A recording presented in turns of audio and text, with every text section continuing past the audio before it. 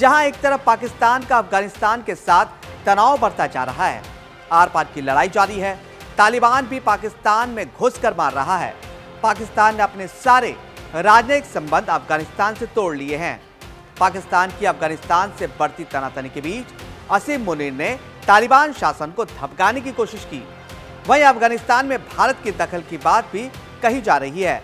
पाकिस्तान सेना प्रमुख मुनीर ने कहा कि तालिबान शासन को अफगानिस्तान की धरती से पाकिस्तान में हमले करने वाले गुटों पर कार्रवाई जरूर करनी चाहिए। मुनीर ने कहा कि भारत से मदद पा रहे गुटों को अफगानिस्तान की धरती पर पनाह मिल रही है, जो दोनों देशों में तनाव की बड़ी वजह है।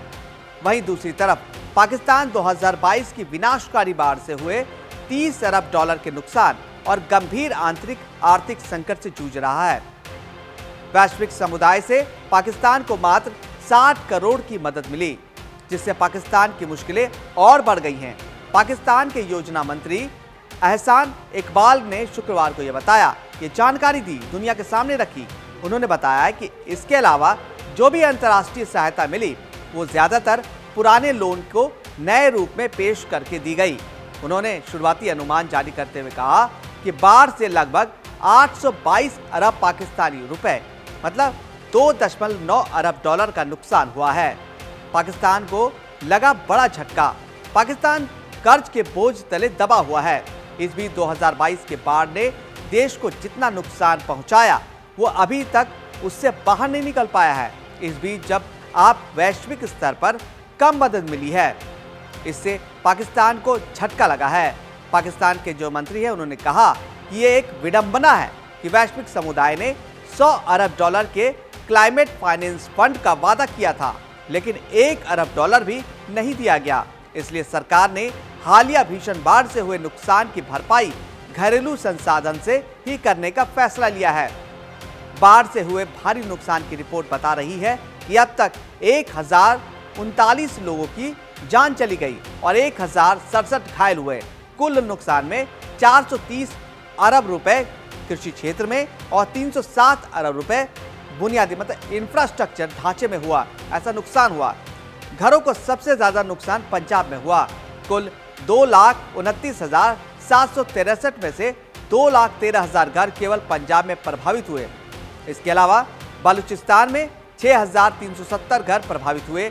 आज़ाद कश्मीर जो वहाँ पाक अधिकृत कश्मीर जो है, गिलगित बाल्टिस्तान में 3,677, सिंध में 3,332 और खैबर पख्तूनवा में 3,222 घरों को नुकसान हुआ। कम से कम 6.5 मिलियन लोग 70 जिलों में प्रभावित हुए, जिनमें लगभग 4 मिलियन को अस्थायी रूप से विस्थापित होना पड़ा।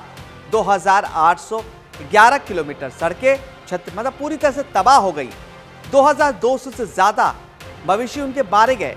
2,200 शैक्षणिक संस्थान जो थे और 250 से ज्यादा स्वास्थ्य केंद्र पूरी तरह से तबाह हो गए। पंजाब में कुल 822 अरब रुपए के नुकसान में से 632 अरब रुपए का नुकसान हुआ है, जो सबसे अधिक है।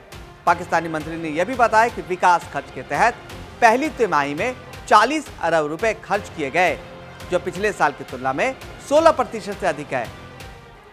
पाकिस्तान अफगानिस्तान तनाव, जहां एक तरफ पाकिस्तान अपने इस नुकसान से वैश्विक स्तर पर मदद की गुहार लगा रहा है, भीख मांग रहा है, वहीं दूसरी तरफ अफगानिस्तान के साथ भी तनाव जारी है। पाकिस्तान और अफगानिस्तान के बीच पिछले हफ्ते से तनाव बढ़ता जा रहा है। पाकिस्तान ने दावा किया था कि अफगानिस्तान टीटीपी आतंकवादियों को पनाह दे रहा है। इसी के बाद से अब पाकिस्तान ने अफगानिस्तान पर बड़ा हमला कर दिया है। इस हमले का जवाब तालिबान ने भी दिया और अटैक किया। फिर दोनों देशों के बीच 48 घंटे का सीजफायर हो गया, लेकिन शुक्रवार को पाकिस्तान ने सीजफायर का उल्लंघन कर दिया। तालिबान ने दावा किया है कि पाकिस्तान ने एयर स्ट्राइक की। इस हमले में 10 लोगों की मौत हो गई।